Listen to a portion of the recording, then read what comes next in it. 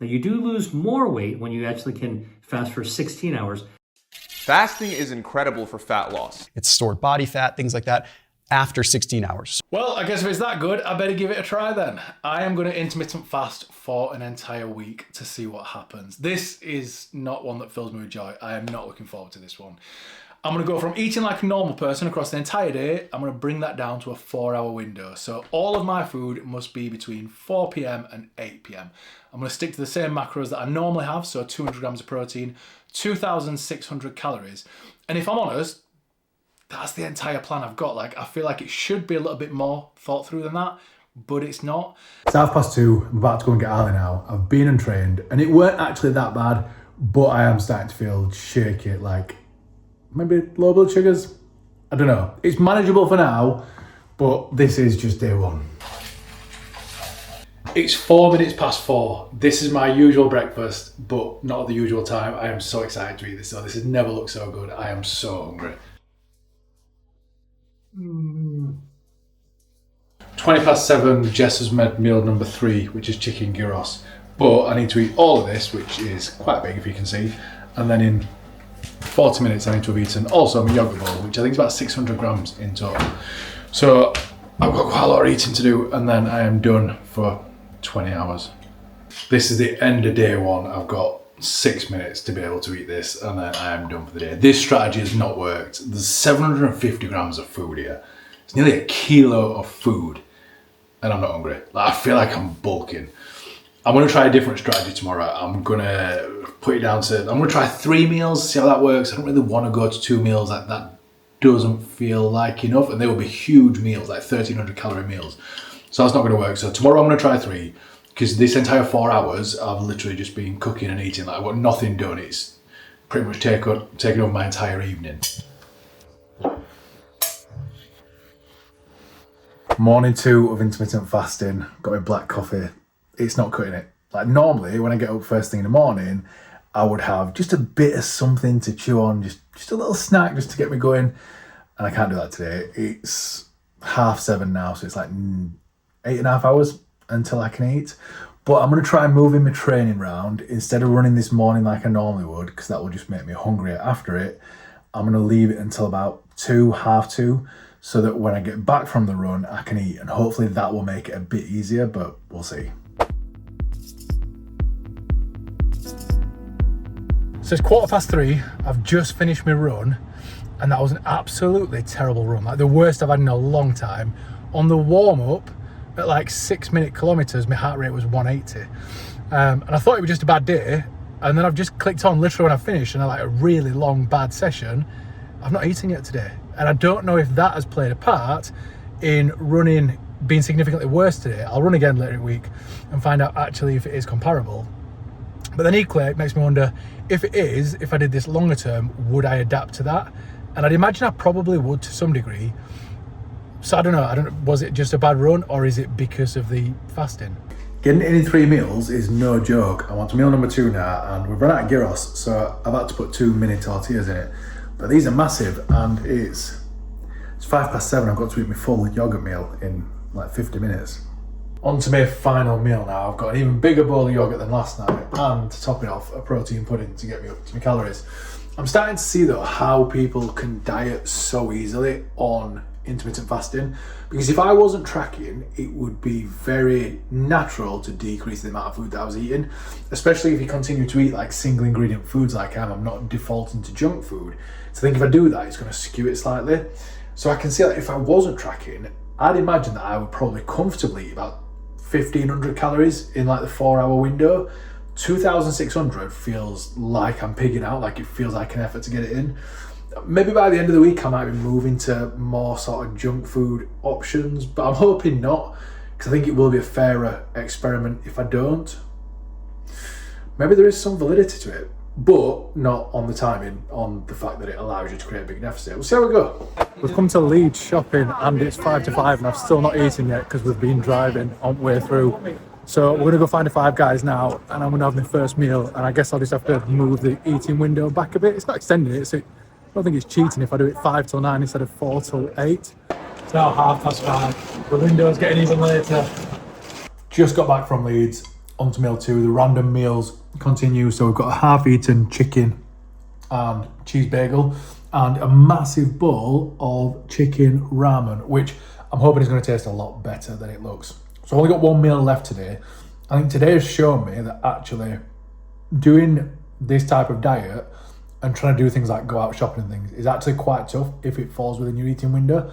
I'm gonna guess people who do this all the time are a bit more flexible with their eating window. If not, like it's not gonna work.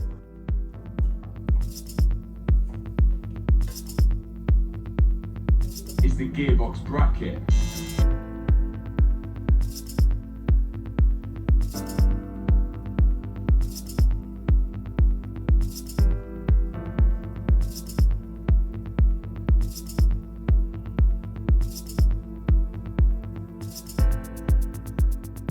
Day 6, we're almost at the end now. I am quite looking forward to this finishing, if I'm honest. But I did go and train this morning and I had a decent session, and surprisingly there was no extra hunger after it. I thought there would be, but I don't know if it's just because I'm getting used to eating at this time that overruled the fact that I would normally get hungry after a workout. I honestly don't know.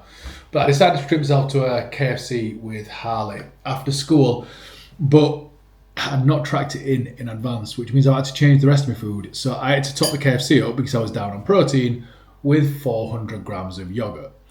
And I've got another 400 grams of yogurt as my last meal before bed, which means today I'm going to have eaten 800 grams of yogurt in 4 hours with all the other food as well. So I might not be able to eat it all tomorrow because I might be too busy shitting myself.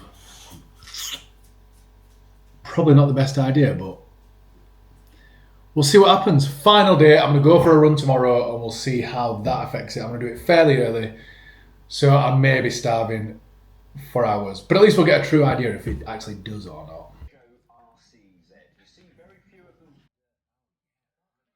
7 days of intermittent fasting finished. I actually finished yesterday. Yesterday was day 7, but I didn't film an awful lot because I went for a run in the morning and then I cracked on with some DIY doing the wall behind me, and I got a bit carried away. The run itself wasn't too bad. It was a slow-paced run. There wasn't really a dip in performance, but if I'm honest, it wasn't really driving much performance anyway. So I probably wouldn't have noticed if there were. What I did notice, however, is when I was doing the DIY throughout the day, it's probably the most active I've been all week outside of exercise. And what I found was every time I stood up, I started to go dizzy. So I did actually break the fast about 2 hours early. And I only had one of my pancakes that I was having for breakfast anyway. So it still came out of the same total food, but it meant that I was only fasting for 18 hours on that day, not 20. Now, is this due to intermittent fasting? Potentially, I can't say for certain, but the pancake did seem to stop it. So I would point it towards the fact that I'd not eaten anything. But I'd been for a run and I'd been doing DIY for like the entire day. So that being said, let's go through the takeaways for the week. What went well and what didn't go so well? And what are the applications that realistically I think intermittent fasting could have, if any? So the first thing I noticed that actually went really well was that I became far more rigid around snacking. When I'm eating throughout the day, I will normally start to convince myself that I want to eat a little bit earlier, and that will creep forward and forward and forward. And I might end up having snacks and then I have to take out on meals later on in the day. But doing this, because I had that hard time in my mind, I was not eating anything before 4 p.m. I just didn't eat anything. Like the snacking, the noise from that completely went away. It was just a line was drawn and there was no point thinking about it because it wasn't going to change. I do think that was really beneficial and that made it a lot easier to do. And if I'm completely honest, I didn't feel too bad doing it for the entire week. At first I was a little bit hungrier throughout the day, but by sort of day 3 or 4, that had pretty much gone. So I was able to get through most of the day without thinking about eating, without being absolutely starving. I didn't see many dips in energy like I thought I would do. All in all, I actually felt pretty normal doing it. So the stuff that didn't go so well, with it being an experiment, obviously I was very nailed on. I was doing it from 4 till 8 every day, with the exception of the one day where I had to push it back by an hour. But I found that really restrictive, like in terms of wanting to do things. That's typically the time of the day that you would be doing things with your family, you'd be going out, doing things on an evening. Only being able to eat in that time massively restricted my ability to do that. I pretty much spent the entire 4 hours either cooking or eating or getting ready for my next meal. Having said that, I did do it on my normal daily macros, so 2,600 calories, 200 grams of protein, which was a hell of a lot of food to get in that time period.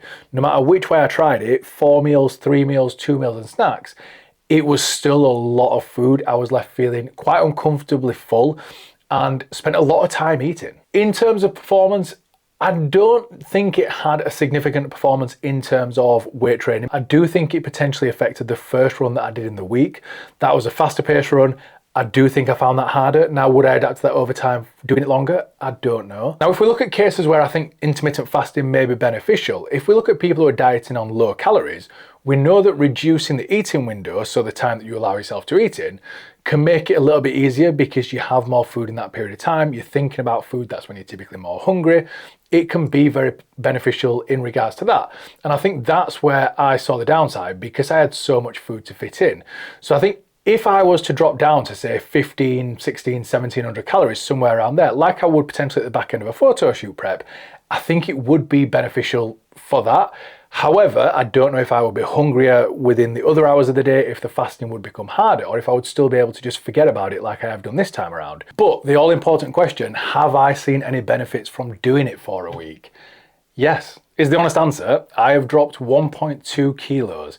I did these photos at the beginning and these photos this morning. Not the biggest visual change, and potentially nothing more than I would have seen from a week of normal dieting. However, the question that I've got is if my weight will continue to drop over the next few days at a faster rate, given that I'm now eating all the meals throughout the day again.